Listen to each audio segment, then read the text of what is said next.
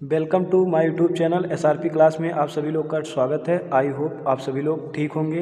हम लोग आज पैरामेडिकल 2026 जेनम एनम जो यूपी बिहार झारखंड के लिए मोस्ट इम्पॉर्टेंट है, ये टेस्ट नंबर 2 है और ये शाम 3 बजे एसआरपी क्लास यूट्यूब चैनल पे अपलोड होगी। चलिए बिना देरी हुए क्वेश्चन और पेपर आप लोग लेकर बैठिए। चलिए स्टार्ट की जाए क्वेश्चन को।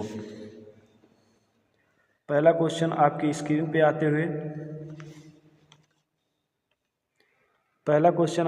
पे आते हुए कह रहा है कि the phenomena of a bending of light when it passes from one medium to other is called. कह रहा है कि जब प्रकाश एक माध्यम से दूसरे माध्यम में जाता है तो मुड़ने की प्रक्रिया कहलाती है। रिफ्लेक्शन परावर्तन, रिफ्रैक्शन अपवर्तन, डिस्पर्जन विकिरण, स्कैटरिंग प्रकीर्णन। परावर्तन कहता है कि जब प्रकाश किसी अपारदर्शित बिंदु पर अपारदर्शित वस्तु पे जब प्रकाश की किरण पड़ती है, प्रकाश की किरण अपारदर्शित पृष्ठ पे पड़ने के बाद उसी माध्यम में वापस मुड़ जाने की क्रिया को हम लोग परावर्तन कहते हैं। जो किरण आती है उसे हम लोग क्या कहते हैं? आपतित किरण कहते हैं। जो किरण आती है उसे हम लोग आपतित किरण कहते हैं। और जो रिफ्लेक्टिव के बाद जाती है उसे हम लोग परावर्तित किरण कहते हैं।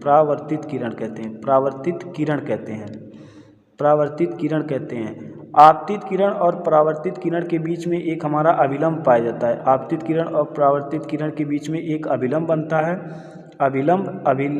बनता है।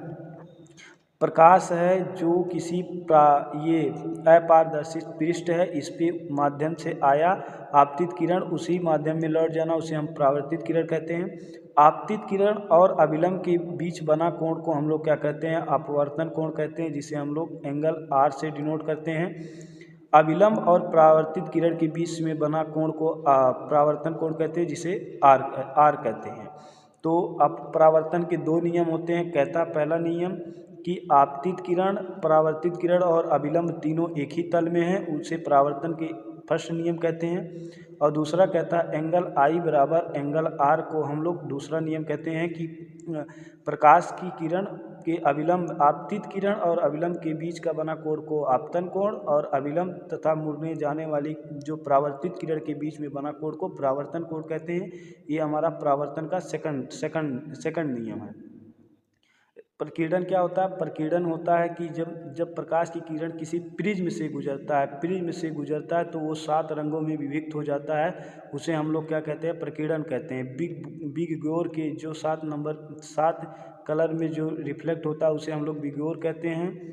और अपवर्तन क्या होता है? अपवर्तन कहता है जब प्रकाश की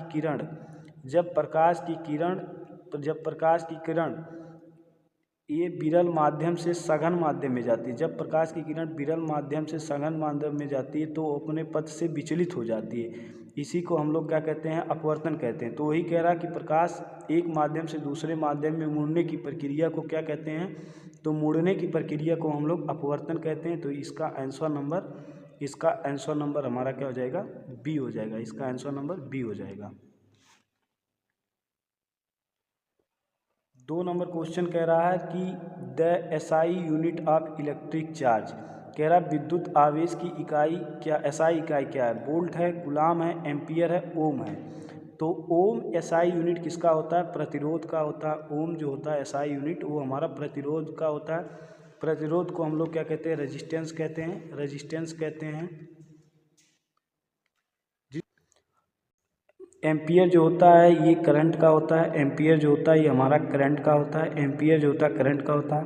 वोल्ट जो होता है ये हमारा विभवांतर का होता है। विभवांतर पोटेंशियल का होता है। पोटेंशियल का एसआई यूनिट क्या होता है? विभवांतर होता है। कूलाम जो कूलाम होता है ये इलेक्ट्रिक चार्ज का होता है। तो इसके लिए आंसर नंबर बी है। आंसर नंबर बी है। ये टेस्ट नंबर सेकंड का एक ही वीडियो है जिसमें से हम पूरा आपका 100 क्वेश्चन सॉल्व करेंगे। ठीक,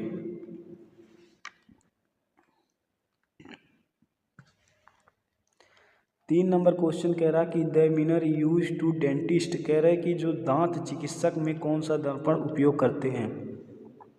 दांत चिकित्सक में कौन सा दर्पण का उपयोग करते हैं? कॉन्वेक्स मिरर का, कॉनकेव मिरर का, प्लेन मिरर का, नॉन मिरर का। कॉन्वेक्स लेंस का काम करता है दूर की वस्तुओं को छोटा दिखाना, दूर की वस्तुओं को छोटा दिखाना, दूर की वस्तुओं को छोटा दिखाना। अवतल लेंस का प्रयोग करते हैं कि नज़दीक की वस्तुओं को नज़दीक की वस्तुओं को बड़ा दिखाना जो होता है वो हमारा अवतल लेंस का प्रयोग। तो दंत चिकित्सक में जो दर्पण उपयोग होता है वो हमारा अवतल लेंस उपयोग होता है। तो इसका आंसर नंबर क्या हो जाएगा? इसका आंसर नंबर हमारा बी हो जाएगा। इसका आंसर नंबर बी हो जाएगा।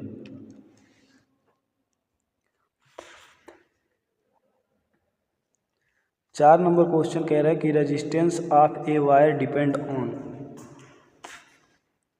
तार का प्रतिरोध निर्भर करता है लंबाई लेंथ पर, एरिया क्षेत्रफल पर, मटेरियल पदार्थ की मात्रा पर और आलादी। तो तार का जो प्रतिरोध है, तार का प्रतिरोध जो है ये हमारा लेंथ पर भी डिपेंड करता है, एरिया पे भी डिपेंड करता है, मटेरियल पे भी डिपेंड करता है। तो इसका आंसर हो जाएगा आलादीज।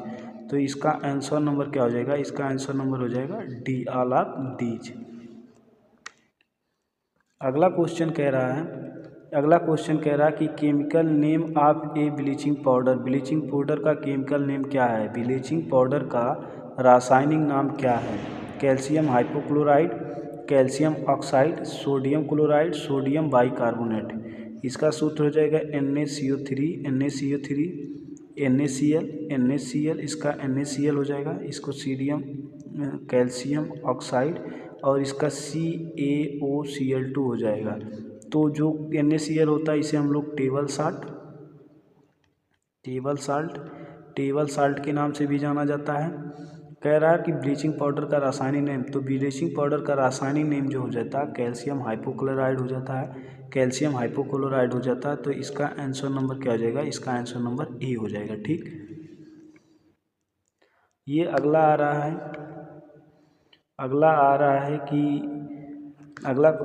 है कि ये पीपीटी कुछ शो कर रही है आप लोग को। पीपीटी पे लिखा है कि जो उत्तर प्रदेश के स्टूडेंट हैं उनके लिए फ्री 25 टेस्ट सीरीज है। नंबर दिया गया है 7309 21898 पे। आप लोग मैसेज करके, व्हाट्सएप पे मैसेज करके फ्री 25 टेस्ट सीरीज आप लोग ले सकते हैं, जो टेस्ट स्टार्ट है इस समय। अगला क्वेश्चन कह रहा है, 6 नंबर क्वेश्चन कह रहा है कि which gas turn lime water milking. कह रहा कि कौन सी गैस चूने के पानी को दूधिया बनाती है? CO2, SO2, NO2, NaS3।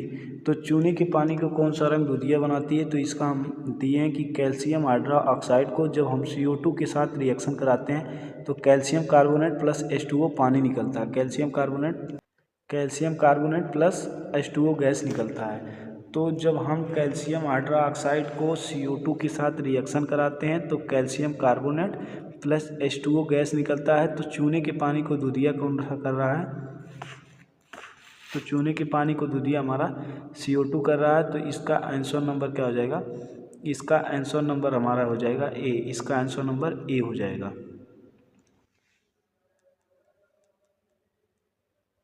7 number question कह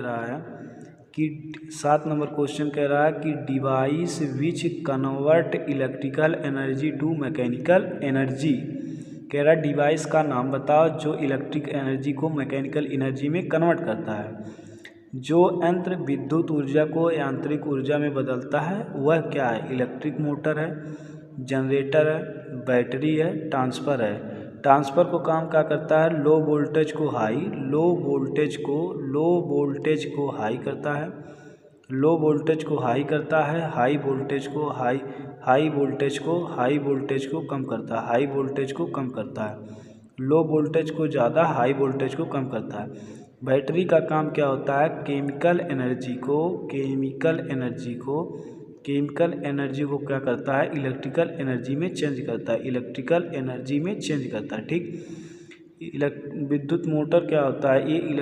ये हमारा जो होता है जनरेटर क्या करता है, मैकेनिकल एनर्जी को इलेक्ट्रिक एनर्जी में देता है। जनरेटर जो होता है मैकेनिकल एनर्जी को इलेक्ट्रिकल एनर्जी में देता है। इलेक्ट्रिक मोटर जो होता है वो इलेक्ट्रिक एनर्जी जो हमारा होता है,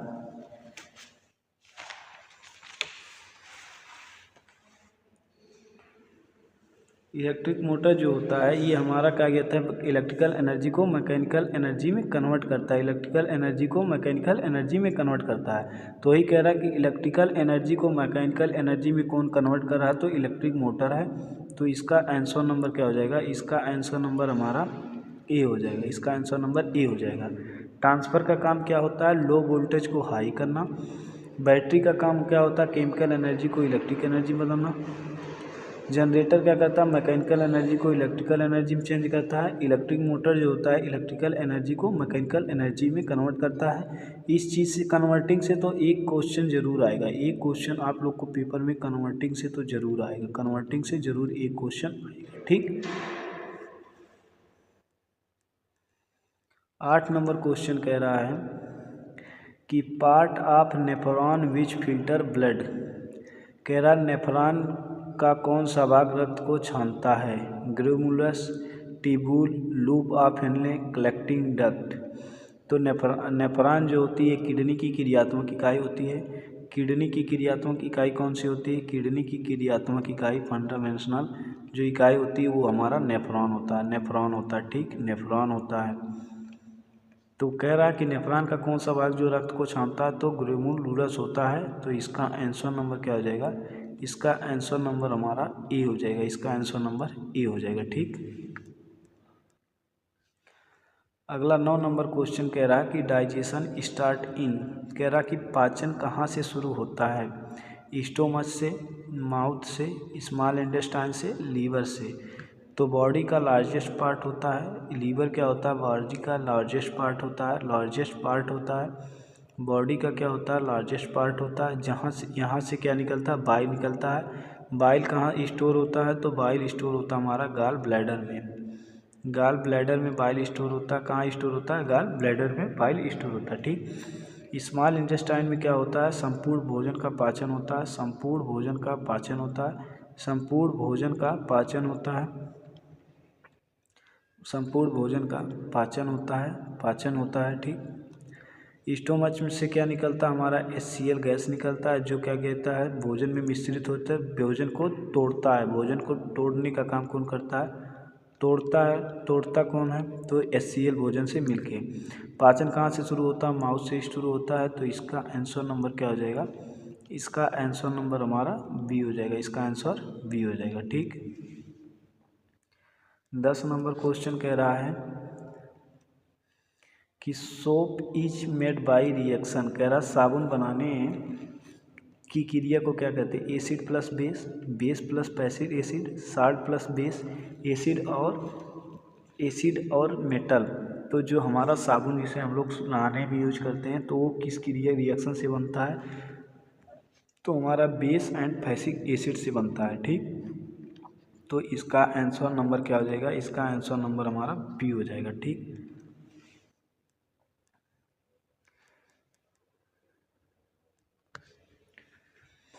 11 नंबर क्वेश्चन कह रहा है कि image in human I from on. आँख पर प्रतिबिंब कहाँ बनती है, कॉर्निया पर, रेटिना पर, लेंस में, आइरिस में। तो आँख का जो कॉर्निया जो होता है पारदर्शी भाग होता है, आइरिस क्या करता है कि प्रकाश की मात्रा को कंट्रोल करता है।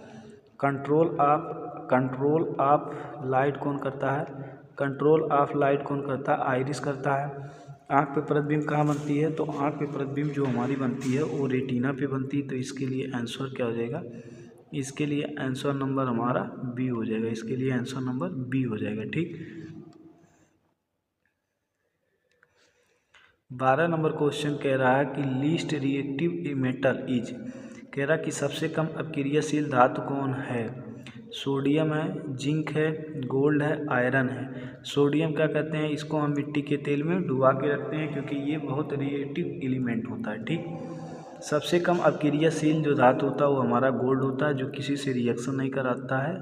इसका आंसर नंबर हमारा सी हो जाएगा, सोना जिसे कहा जाता है। ठीक, 13 नंबर क्वेश्चन कह रहा है कि ब्लू लिटमस को रेड लिटमस कौन करता है। ब्लू टर्मिनल रेड लिटमस कह रहा है कि क्षार लाल लिटमस को क्या बनाता है। ब्लू बनाता है नीला, रेड बनाता है ग्रीन या येलो।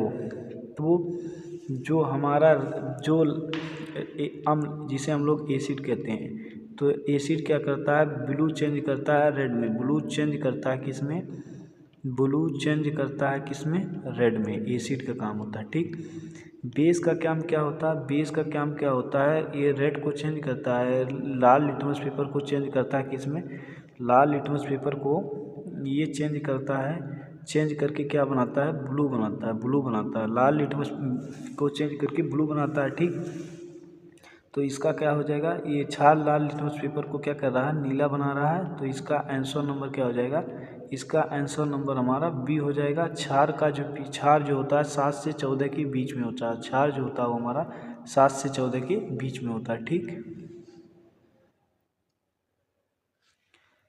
कह रहा कि balance and posture controlled by, कह रहा संतुलन और असमान को नियंत्रित करता है cerebrum, cerebellum, medulla spinal cord. तो सेरिब्रम जो होता है ये ब्रेन का लार्जेस्ट पार्ट होता है, ब्रेन का लार्जेस्ट पार्ट होता है, ब्रेन का क्या होता है, लार्जेस्ट पार्ट होता है, ब्रेन का लार्जेस्ट पार्ट क्या होता है, हमारा सेरिब्रम होता है। ठीक, मेडुला हमारा दो प्रकार का होता है, एक मेडुला ऑब्लिगेंटा होता है, सॉरी मेडुला जो होता है ये मेडुला होता है, ये ब्रेन में पाया जाता है। स्पाइनल कॉर्ड जिसे हम लोग रीढ़ की हड्डी कहते हैं। संतुलन और असमान को नियंत्रित करता हमारा सेरिबेलम करता है। तो इसका आंसर नंबर क्या हो जाएगा, इसका आंसर नंबर हमारा बी हो जाएगा, इसका आंसर नंबर बी हो जाएगा। अगला क्वेश्चन कह रहा है कि एग्जाम्पल ऑफ डिस्प्लेसमेंट रिएक्शन, विस्थापन अपक्रिया का उदाहरण है Zn plus HCl, ZnCl2 H2 HCl plus NaOH बना के NaCl plus H2O, CO CO3 CO plus CO2 2 plus O2 plus 2 H2O। तो हमारा ये जो है 2 प्लस O2 मिलके H2O बन रहा है, ये तो हमारा संयोजन अपक्रिया है। क्या हो रहा है, संयोजन, मतलब दो एलिमेंट बना के एक एलिमेंट बन रहा है, तो संयोजन अपक्रिया है। और विस्थापन ये हमारा डबल डिस्प्लेसमेंट में आ रहा है, डबल डिस्प्लेसमेंट ये भी डबल डिस्प्लेसमेंट रिएक्शन दोनों है। ठीक, विस्थापन अपक्रिया क्या हो रहा है कि Zn प्लस HCl जो हो रहा है, तो Zn जो H हो रहा है वो बाहर निकल रहा है, Cl ऐड हो रहा है। तो विस्थापन अपक्रिया में हमारा आंसर नंबर ए हो जाएगा, आंसर नंबर क्या हो जाएगा, ए हो जाएगा, आंसर ए हो जाएगा। इस चैप्टर से भी आप लोग को एक क्वेश्चन जेनम में चाहे नर्सिंग में पूछा जाएगा। ठीक,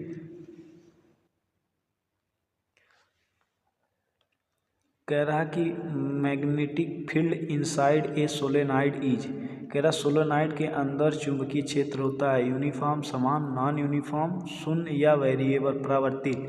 तो सोलेनाइड के अंदर जो हमारा चुंबकीय क्षेत्र होता है ना परावर्तित होता है, ना ही शून्य होता है, ना असमान होता है। तो सोलेनाइड के अंदर जो चुंबकीय क्षेत्र होता है वो यूनिफॉर्म होता है। तो इसका आंसर नंबर क्या हो जाएगा, इसका आंसर नंबर ए हो जाएगा, इसका आंसर नंबर ए हो जाएगा।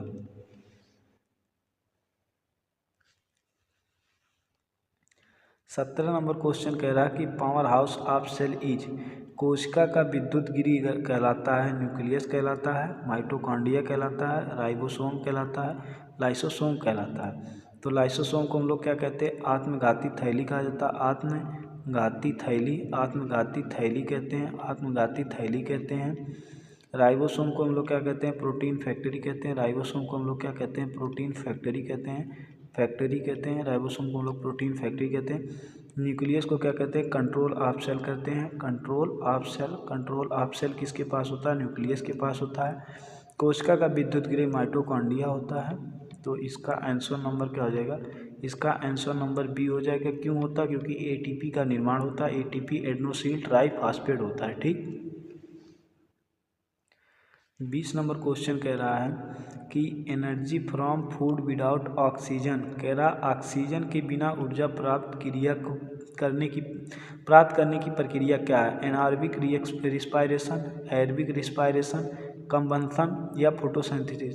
तो फोटोसिंथेसिस के द्वारा प्रकाश संश्लेषण होता है प्लांट में प्रकाश संश्लेषण किसके द्वारा होता है? फोटोसिंथेसिस के द्वारा होता है। ठीक, ऑक्सीजन के द्वारा जो रिएक्शन होता है उसे एरोबिक कहते हैं, और बिना ऑक्सीजन के उपस्थित जो रिएक्शन होता है उसे एनऑर्बिक रिएक्शन कहते हैं। तो इसका आंसर नंबर ए हो जाएगा। इसका आंसर नंबर क्या हो जाएगा? इसका आंसर नंबर हमारा ए हो जाएगा। ठीक,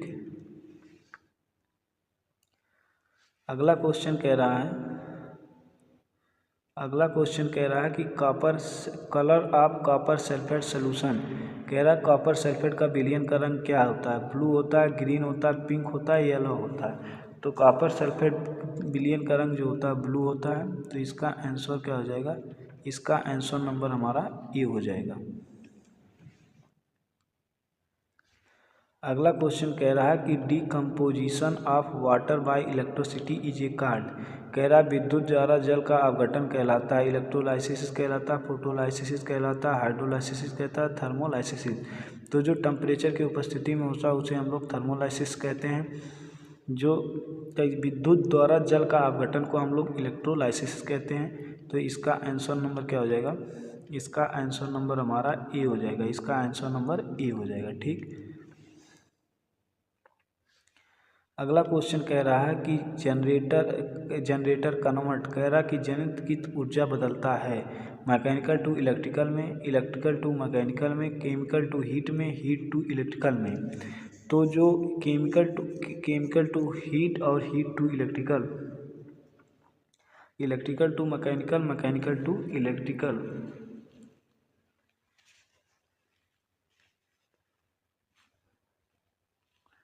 तो जनरेटर का काम क्या होता है? जनरेटर जो होता है वो हमारा मैकेनिकल एनर्जी को इलेक्ट्रिकल में कन्वर्ट करता है। तो इसके लिए आंसर नंबर क्या हो जाएगा? इसके लिए आंसर नंबर हमारा ए हो जाएगा। ठीक, 22 नंबर क्वेश्चन कह रहा है कि acid found in ant stinging. कह रहा है चींटी के डंक में कौन सा अम्ल पाया जाता है? ये 2023 का क्वेश्चन है, 2023 का क्वेश्चन है बीएससी नर्सिंग का। Formic acid, acetic acid, citric acid, lactic acid. तो लैक्टिक एसिड किस में पाया जाता है? हमारा मिल्क में पाया जाता है। मिल्क में क्या पाया जाता है? लैक्टिक एसिड पाया जाता है। सिट्रिक एसिड जो होता है ये हमारे नींबू एंड संतरा में पाया जाता है। नींबू एंड संतरा में हमारा सिट्रिक एसिड पाया जाता है। एसिटिक एसिड हमारा सिरका में पाया जाता है।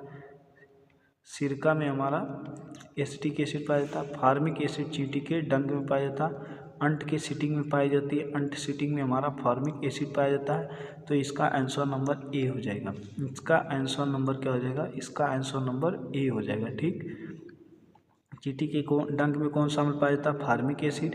एसिटिक एसिड सिरके में, सिट्रिक एसिड नींबू संतरे में, लैक्टिक एसिड मिल्क में। 23 नंबर क्वेश्चन कह रहा है कि rainbow is formed due to. कह रहा इंद्रधनुष बनने का कारण क्या है? Refraction and dispersion, reflection, scattering या डिफ्रैक्शन। तो स्क्रेटिंग क्या होता है? ये हमारा प्रकीर्णन होता है। आकाश का नीला रंग दिखाई देना प्रकीर्णन के कारण होता है। रिफ्लेक्शन जो अपवर्तन होता है, अपवर्तन कहता है कि जबकि किरण एक माध्यम से दूसरे माध्यम में जाता है तो अपने क्या कहते हैं बिंदु से मुड़ जाती है, तो उसे अपवर्तन कहते हैं। इंद्रधनुष का बनना हमारा रिफ्रैक्शन और डिस्पर्जन दोनों होता है। तो इसका आंसर नंबर क्या हो जाएगा? इसका आंसर नंबर हमारा ए हो जाता है। अगला क्वेश्चन कह रहा है कि oxygen from excretion in human. कह रहा मनुष्य में उत्सर्जन अंग कौन सा है? किडनी है, लीवर है, हार्ट है, लंग्स है। तो लंग्स से क्या होता है? लंग्स में हमारा गैस का एक्सचेंज होता है। गैस एक्सचेंज कहाँ होता है? गैस का एक्सचेंजिंग पॉइंट कौन सा होता है? लंग्स होता है। ठीक है, हार्ट क्या करता है? ब्लड को पंप करता है। ब्लड को पंप करने का काम कौन करता है? हार्ट करता है। ब्लड को पंप कौन करता है? हार्ट करता है। लीवर क्या होता है? लार्जेस्ट पार्ट होता है। लीवर जो होता है लार्जेस्ट पार्ट होता है और बाइल का निर्माण करता है। बाइल का निर्माण कहाँ होता है? प्रोडक्शन बाइल का लीवर में होता है। किडनी जो होती है वो हमारा क्या कहता है? ऑक्सीजन मनुष्य का उत्सर्जन अंग ऑर्गन उत्सर्जन का अंग जो होता है किडनी होता है। तो इसका आंसर नंबर ए हो जाता है। इसका आंसर नंबर ए हो जाता है। किडनी जो होता है हमारा उत्सर्जन अंग में आता है। लंग्स का काम क्या होता है? गैस का एक्सचेंज करना। हार्ट का काम कर होता है ब्लड को पंप करना। लीवर को लार्जेस्ट पार्ट होता है। किडनी जो होता है वो हमारा एक उत्सर्जन अंग होता है। ठीक,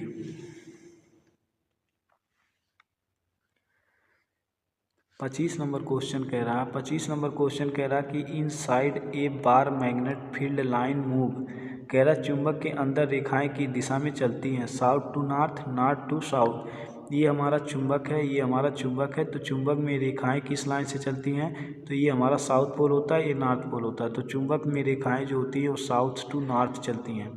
किस में चलती हैं? साउथ टू नॉर्थ चलती है। तो चुंबक की अंदर रेखाएं जो दिशा में चलती है वो साउथ टू नॉर्थ की ओर चलती हैं, साउथ टू नॉर्थ की ओर में चलती हैं। तो इसका आंसर क्या हो जाएगा?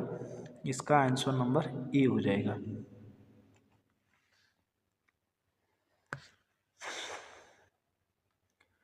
अगला क्वेश्चन कह रहा कि the colour of the ferrous sulphate, कह रहा फेरस सल्फेट का रंग होता है ग्रीन होता है, ब्लू होता है, वाइट होता है, येलो होता है। तो फेरस सल्फेट का रंग का जो विलयन का सलूशन होता है वो हमारा ग्रीन होता है। तो इसका आंसर क्या हो जाएगा? इसका आंसर नंबर ए हो जाएगा।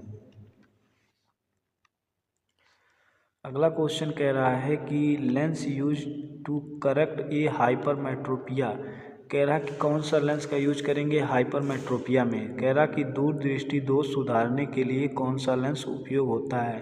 कॉन्वेक्स लेंस में, कॉनकेव लेंस में, सिलेंड्रिकल लेंस में, प्लेन लेंस में। तो कॉनकेव लेंस का प्रयोग करते हैं हम निकट दृष्टि दोष में। निकट दृष्टि दोष में हम किसका प्रयोग करते हैं? निकट दृष्टि दोष में, निकट दृष्टि दोष में हम अवतल लेंस का प्रयोग करते हैं। अवतल लेंस का प्रयोग हम निकट दृष्टि दोष में नज़दीक की वस्तु दिखती है, दूर की वस्तुएं नहीं दिखाई देती हैं। लेकिन जो दूर दृष्टि दोष होता है उसमें दूर की वस्तुएं दिखाई देती हैं, नज़दीक की वस्तुएं नहीं दिखाई देती हैं। तो दूर के लिए हमारा अवतल लेंस प्रयोग होता है, उत्तल लेंस। तो इसीलिए इसका आंसर क्या हो जाता है? इसीलिए इसका आंसर नंबर ए हो जाता है। दूर के लिए हमारा उत्तल लेंस, निकट के लिए हमारा अवतल लेंस, निकट के लिए अवतल लेंस। ठीक, अगला क्वेश्चन कह रहा है कि the pH of human blood is, कह रहा मानव रक्त का पीएच लगभग कितना होता है? 5.5, 6.5, 7.4, 8.5। तो मानव जो ब्लड का पीएच होता है वो 7.4 होता है। तो इसके लिए आंसर नंबर क्या हो जाएगा? इसके लिए आंसर नंबर सी हो जाएगा। हम बीएससी नर्सिंग के 2 टेस्ट करा चुके हैं। बीएससी नर्सिंग के 2 टेस्ट हमारे एसआरपी क्लास यूट्यूब चैनल पे अपलोड है, आप लोग वहां से जाके देखिए। और जो पैरामेडिकल में एएनएम जेएनएम के लिए आता है उसमें हम 1 टेस्ट करा चुके हैं, 1 टेस्ट पूरा करा चुके हैं। आज ये 2nd टेस्ट का वीडियो बन रहा है। ठीक, अगला 29 नंबर क्वेश्चन कह रहा है कि which process from A rust on iron, कह रहा लोहे पर जंग लगना किस प्रक्रिया में होता है? ऑक्सीडेशन में होता है, रिडक्शन में होता है, इलेक्ट्रोलाइसिस में होता है, सब्लिमेशन में होता है।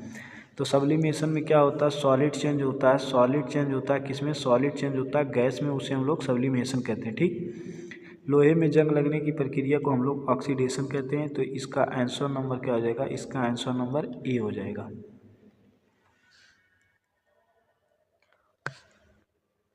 कह रहा कि विच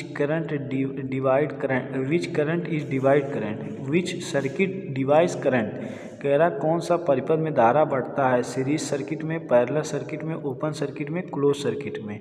तो सर्किट हमारा एक तो सीरीज सर्किट होता है, एक तो सीरीज सर्किट होता है। ये हमारा सीरीज सर्किट है, मान लो ये हमारा सीरीज सर्किट है, ये सीरीज है। और एक पैरेलल सर्किट में क्या होता है? धारा हमारी कन्वर्ट होती है। धारा हमारी जो पैरेलल सर्किट होती है उसमें धारा हमारी क्या कहते हैं? कन्वर्ट हो जाती है। तो ये हमारा क्या हो जाएगा? ये हमारा पैरेलल होगा। तो पैरेलल सर्किट में धाराएं हमारी कन्वर्ट होती हैं। तो इसीलिए इसका आंसर क्या हो जाएगा? इसीलिए इसका आंसर नंबर बी हो जाएगा। 31 नंबर क्वेश्चन कह रहा है कि एंजाइम इज ए सलाइवा, कह रहा कि लार में कौन सा एंजाइम होता है? एमाइलेज होता है, पेप्सिन होता है, ट्रिप्सिन होता है, लाइपेज होता है। तो पेप्सिन क्या होता है? दूध के पाचन के लिए पेप्सिन एंजाइम जरूर होता है, पाचन के लिए पेप्सिन एंजाइम ज़रूरत होता है। लार में हमारा एमाइलेज होता है, तो इसके लिए आंसर क्या हो जाएगा? इसके लिए आंसर नंबर ए हो जाएगा। ठीक, अगला क्वेश्चन कह रहा है कि which part of flower produce floral grain. कह रहा पुष्प का कौन सा भाग परागकण बनाता है? ओवरी बनाता है, एंथर बनाता है, स्टिल बनाता है या स्टिग्मा बनाता है? तो पुष्प का जो परागकण बनाता है वो हमारा कौन सा भाग बनाता है? तो इसका आप लोग आंसर बताइए, पुष्प का कौन सा भाग परागकण हमारा बनाता है?